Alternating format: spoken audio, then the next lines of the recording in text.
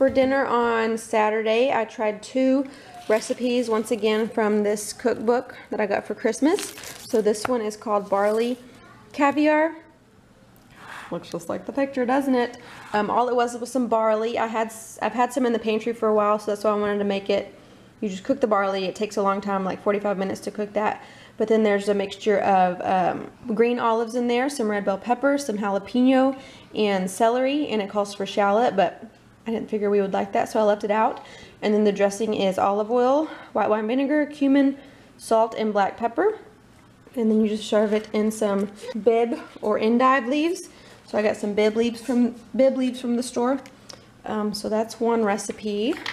And then this one is the skillet vegetable lasagna. And the main reason I wanted to make this one is because I have some no-boil lasagna noodles that have been in the pantry for a while that I don't know what else I would use them for. So I wanted to make this recipe. So it was really quick and easy. All it was vegetable broth, the lasagna noodles, some cream of mushroom soup, diced tomatoes, frozen spinach, ricotta cheese, and mozzarella cheese. So I just have the recipe because I wasn't sure if we'd like it. I'm glad I did because it's just okay. The flavor's just not that great. I mean, it mainly tastes tomatoey, but the cheese does make it a little bit better. So, yep, that's what we're about to eat. I hope they like it. But that's what's for dinner on Saturday. For dinner on Sunday night, it is New Year's Eve. We are stuck in the house. It's freezing cold outside. So I wanted to make a crock pot recipe. I opened up my Pinterest and this was the first recipe there. So I said, that sounds good, so let's make it. It's very unhealthy, but it was like called crack loaded potato soup or something like that. So it was a frozen bag of hash browns. It was a can of cream of chicken. It calls for chicken broth, but I used vegetable broth. And then it's got 1 packet of bacon, which was cooked and crumbled in here. And, oh, and a packet of ranch salad dressing mix.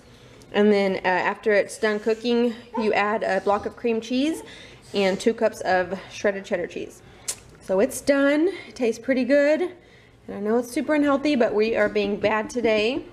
And then Jared got this little shrimp tray we've been snacking on. He loves like the shrimp cocktail stuff. So that's from Kroger. And then I also got a packet of crescent rolls that we're gonna eat with our soup. So totally unhealthy, but I will put the recipe below, and that's what's for dinner on New Year's Eve. And here's our dessert on New Year's Eve. Got a little fondue chocolate. Girls got some Shirley Temples. Are they yummy? Is it fondue or fondue? Fondue. Is it good, Jordan? She didn't even dip it. She just dipped it in chocolate. Tastes so good. Say Happy New Year's. Happy New Year. Happy New Year, everybody. Dip it in the chocolate. Happy New Year, everybody. Okay, for dinner on Wednesday, we are having Pioneer Woman's pasta with tomato cream sauce. It's really quick and easy meatless meal, one of my favorites. So I have a recipe video for this. I'll put it below. And then just some steamed broccoli seasoned with salt, pepper, lemon juice, and some Parmesan cheese. And then just some oranges and strawberries. That's what we're having on Wednesday. For dinner on Thursday, we are having Jen's Awesome Baked Chicken. I've made this many times. It's from How Jen Does It. And it's really an easy and tasty chicken recipe. So I'll put her recipe below. I hope it tastes good because we didn't have celery salt. I only had celery seeds. So I tried to smash them up. But I hope it doesn't affect the taste. But anyways, I tried a new recipe from one of my cookbooks because I had all the ingredients I needed. So it's called buttered pasta with ricotta and peas. So it's just some pasta. You cook the pasta and then you melt some butter. And you can either mix in with the butter some of the reserved pasta water or some vegetable broth. I used vegetable broth because I thought it might give it more flavor. And then you add the pasta back to it, and you add the peas and some salt. And I also threw in some red pepper flakes. And then you cover it, let that cook for a couple minutes, and then that's it. And then I added more salt and pepper and also some lemon zest. And you top it with some Parmesan cheese and some ricotta cheese. So I hope everyone likes it. I think it's pretty good. And then just some apples and raspberries. So that's it. That's what's for dinner on Thursday. For dinner on Friday, it is all leftovers. So here's Jared's plate with the chicken and the pasta. We got some jalapeno cornbread my grandma made us and brought over the other day.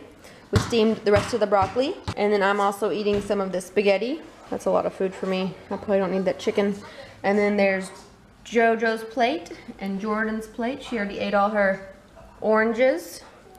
Some oranges for me and Jared. So just eating up the leftovers on Friday night. For dinner on Saturday night, I made a vegetarian crock pot taco soup. I'll put the recipe below, but it was really easy. Just a bunch of cans of different beans and some corn and rotel and diced tomatoes and green chilies, and then it calls for a packet of ranch seasoning and taco seasoning, but I just made my own and put those in there, just mixed up some seasonings. And I still got some more of this jalapeno cornbread my grandma made the other day. Forgot to pull it out of the freezer earlier, so I need to thaw that out. But here's my bowl. I added some lime juice in there and also some cheese and sour cream. And I'll put the recipe below, like I said, but that's it. That's what's for dinner on Saturday.